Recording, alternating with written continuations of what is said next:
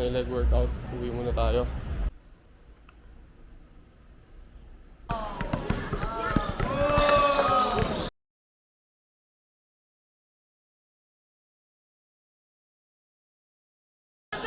Di mo naman pinapost sa FB.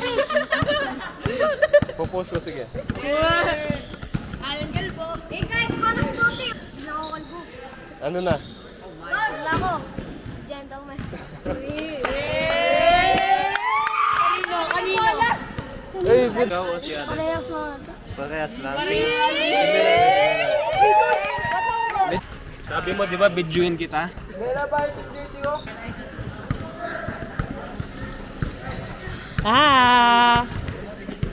So, bakit ako magreklamo? Bakit ako magko-complain?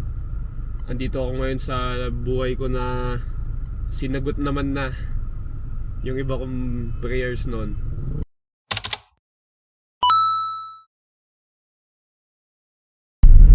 Sa mga hindi pa nakasubscribe sa channel, mag-subscribe na kayo. It's a long journey. It's a long journey. Matagal-tagal tayo magsasama. Watch me work. Diba? Hey. Sira naman nila yung moment eh. E-bike supremacy.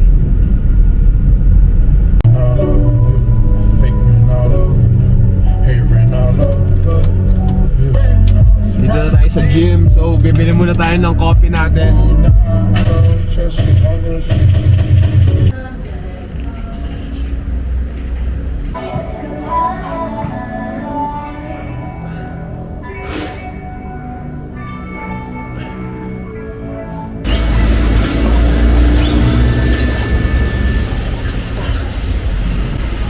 God damn.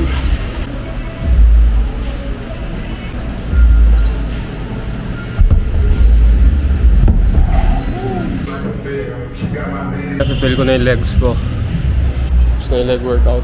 Uwi muna tayo. Magluto lang tayo ng lunch natin. Then, next task na tayo. Luto muna tayo. Tayo nakaukit. Yan. Buko juice.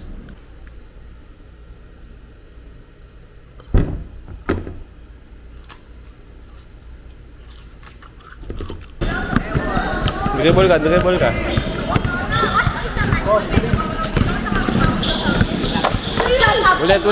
Ulit.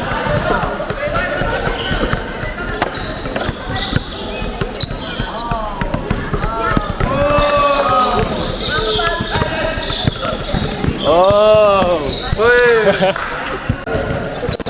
3, 2, 1! Pinalo niya.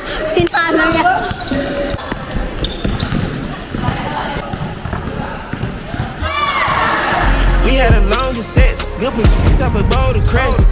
They thought the roads was wet, just like a red bouncing it back. Make sure your nose ain't wet. He fell a bit, them addicted to it. I'm on my Benjamin, shake out my neck. All of my business, little relax.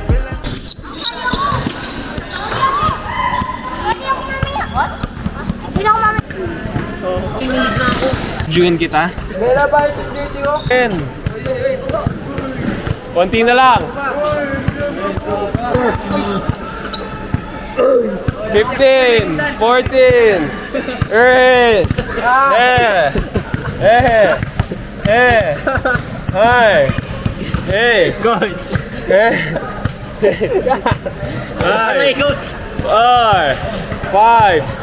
4, 6, 3, 2, 1, down.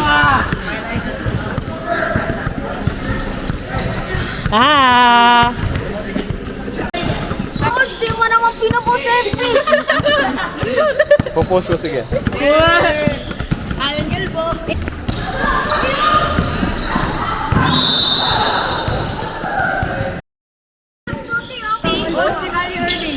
na ako kalbo. Ano na? Wala ko. Gentleman.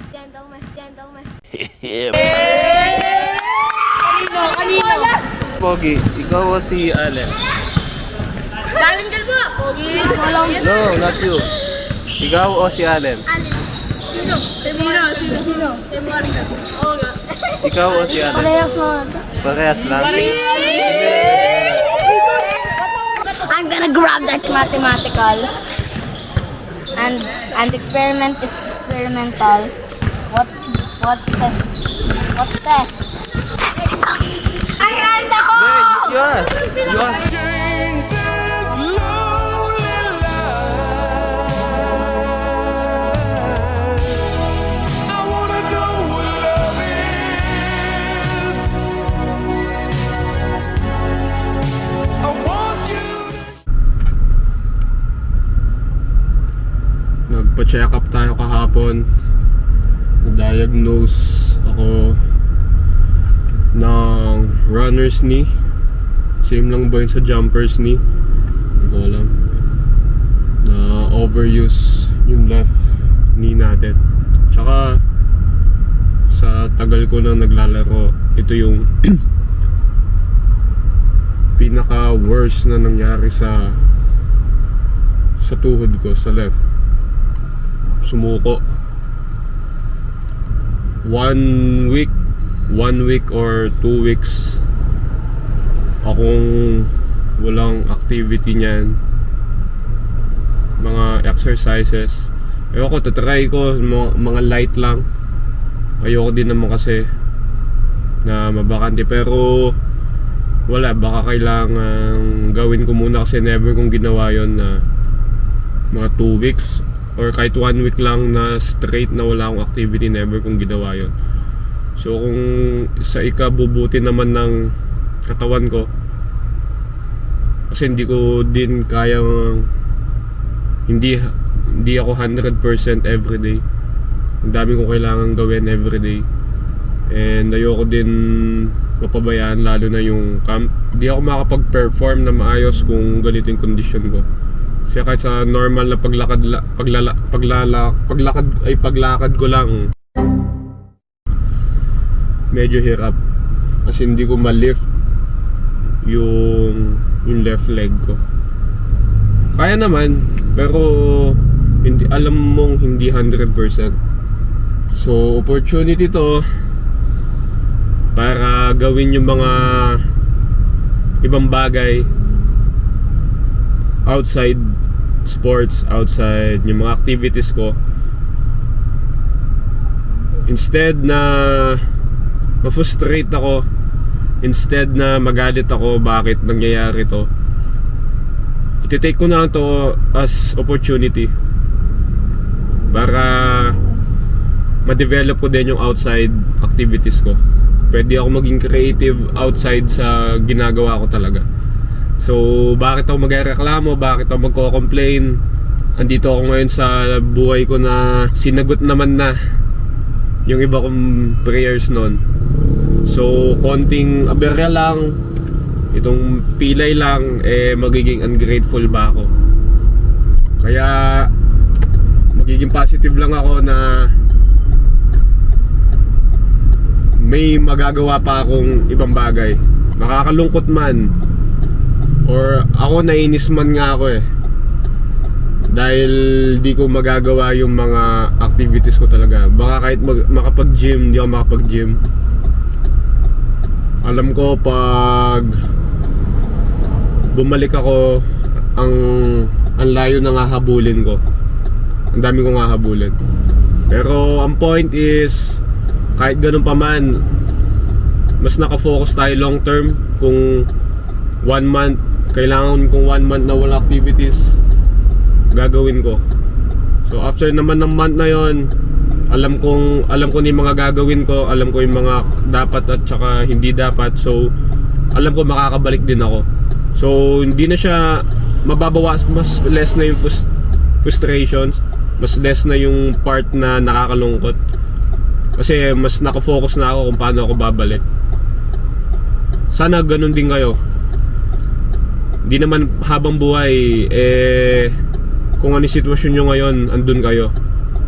Kung paano naman kayo babalik, paano kayo aatake ulit, yun naman yung point. Reminder lang to na yun nga, kung nasan kayo, Hindi pa tapos. Hindi yan yung finished product, hindi yan yung resulta na gusto nyo or pupuntahan nyo. Part lang siya, kaya nangyayari yan. Nasa sa'yo na lang kung paano mo lalabanan, kung paano mo i-convert na maging positive siya. Makatulong sana to kung nafe-feel mo man na frustrated ka ngayon or nalulungkot ka, kung ano man sitwasyon mo ngayon. Part lang yan. Kaya manatili ka lang positive. Pag-aralan mo, ang dami mong time ngayon para pag-aralan kung paano ka atake ulit, kung paano ka after na recovery ng buhay mo, lowest ng buhay mo, ang dami mong time para isipin paano ka babalik after nyan.